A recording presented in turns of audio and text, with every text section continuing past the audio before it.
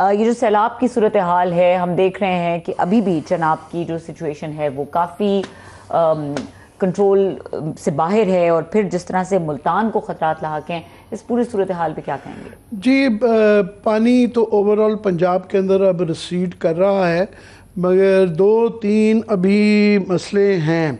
एक तो ये है कि अभी बहरान चल रहा है और 10वां स्पेल बारिश का गुजर चुका है, मगर 11वां 1 सितंबर के आखिरी हफ्ते में भी पानी आएगा।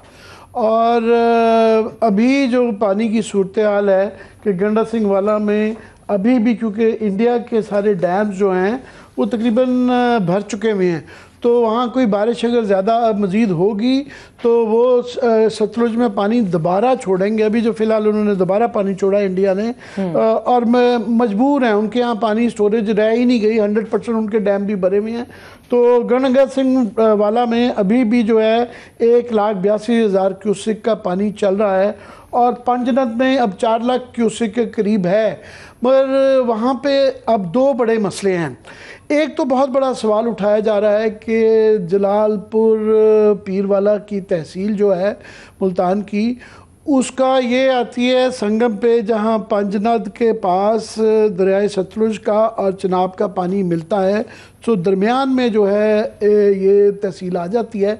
7 लाख इसकी आबादी है, वहाँ के लोग फंसे हुए हैं, और जो उनको इवैक्यूएशन है वो हज़ारों में हो रही है, 10,000, 20,000, 30,000 के इस तरह के गवर्नमेंट फिगर दे रही है, मगर वहाँ लाखों में लोग फंसे हुए हैं। और सबसे ज़्यादा ये याद रहे कि साउथ ऑफ पंजाब जो है, जो सेंट्रल पंजाब है या मशरकी पंजाब है, यहाँ पे लोग खुशहाल हैं, क्योंकि पूरी ये जो जीटी बेल्ट है, यहाँ पे लोगों के पास एक तो चावलों की फसलें अच्छी होती हैं, फिर ये है कि लोग नौकरियां भी करते हैं, बेताशा लोग इनके बाहर भी गए हुए हैं, और उनके यहाँ वो ज़्यादातर लोग जो है वो पसंद नहीं करते, वो फाका काट लेते हैं, मगर वो लाइनों में लग के वो भीख नहीं मांगेंगे, खाना नहीं मांगेंगे, उनके अंदर ये इज़्ज़त नफ्स बहुत ज़रूरत से ज़्यादा है। बस साउथ तो पंजाब की गुर्बत जो है वो बलूचिस्तान और सिंध से कम नहीं है, बल्कि ज़्यादा ही है। पाकिस्तान के सबसे पसमानदा इलाका जो है वो आपका ये सराइकी इलाके हैं, साउथ पंजाब है, और वहाँ पे ये जो जलालपुर पीरवाला में जो आफत आई हुई है, उसके ऊपर सवाल आ गए हैं गवर्नमेंट के। फॉर एग्ज़ाम्पल, वो ये सबसे बड़ा सवाल ये है कि जलालपुर पीरवाला में पानी क्या आना चाहिए था, वहाँ पे बांधों से ओवरफ्लो किया है। सवाल ये है क्यों ओवरफ्लो किया है, क्योंकि सिंध के मुख्तलिफ है पंजाब की सिचुएशन। पंजाब के अंदर 19 के करीब बंद हैं जो कि प्री डिटरमिन्ड हैं, वो तय किए हुए हैं कि अगर पानी आएगा इस हद से आएगा तो 19 के ये डैम जो हैं इनको ब्रीच किया जाएगा, इनके बंद तोड़े जाएंगे। जो इरिगेशन के जो निज़ाम बचाने होते हैं ब्राजिज या हेडवर्क्स को, वो 13 हैं, और रेलवे लाइनों को बचाने के 4 हैं, और हाईवेज़ बड़ी को बचाने के 2 हैं।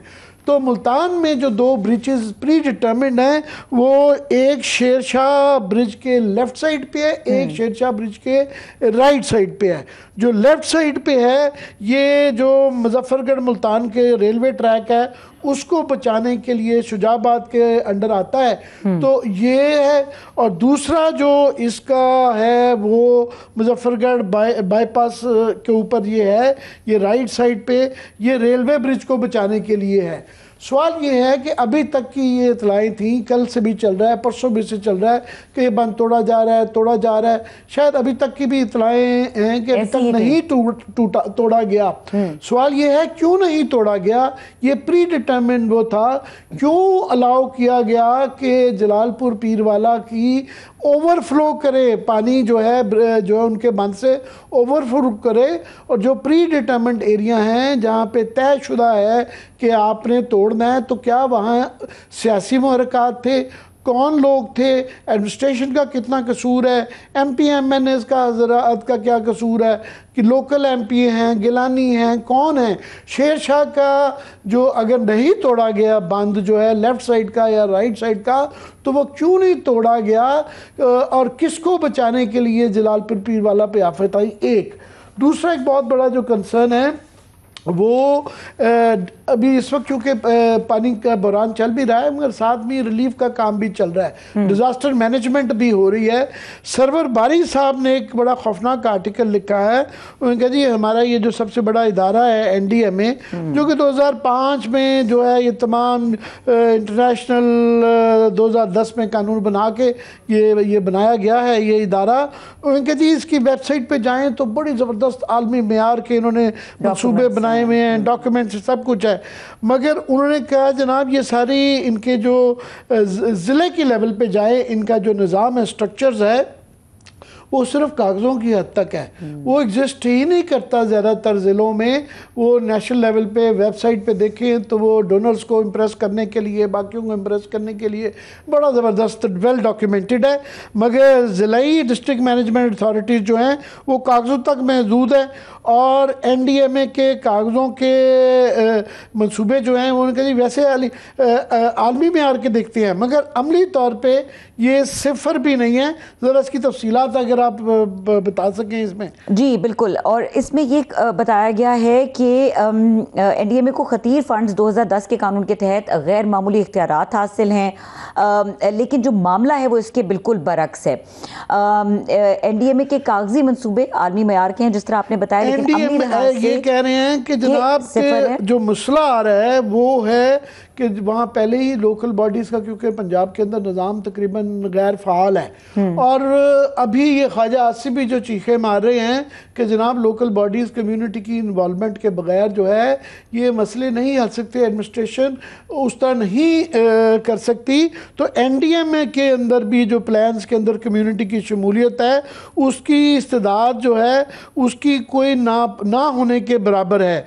और मानसून की जो उन्होंने कहा जी जो इसकी मंसूबा बंदी की जाती है वो 2000 में उसके अंदर ताख़ीर हुई, 2025 के अंदर जो है वो ताख़ीर हुई।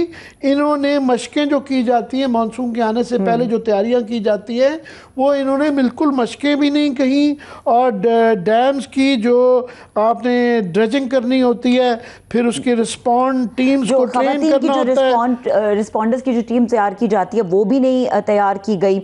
और इसके अलावा एक तो कमज़ोर मनसूबाबंदी है, बगैर मुअस्सर इदारे और बालादस्ती निज़ाम की वजह से जो इसका रिस्पॉन्स है वो बहुत नाकिस है।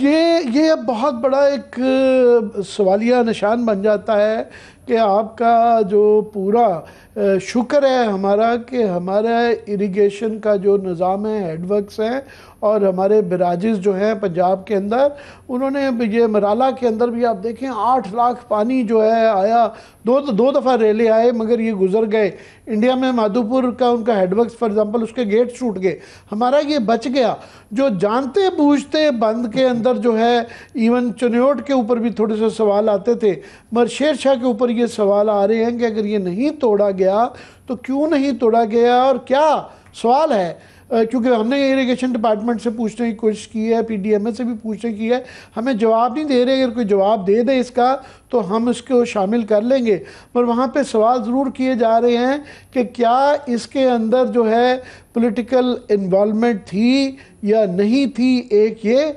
और दूसरा ये कि ये डिज़ास्टर मैनेजमेंट का जो बताया गया है कि ज़िले लेवल पे, लोकल लेवल पे ये नॉन एग्जिस्टेंट था, इनकी तैयारी नहीं थी, उसकी वजह से मुश्किलात आ रही हैं। ठीक है, ये ऑप्टिक्स बड़ी नज़र आ रही हैं कि ये हो गया वो हो गया, मगर इसके बाद ये इतने बड़ी तादाद में, करोड़ों के नंबर्स में ये मुतासरीन हैं, अब इनका करना क्या है।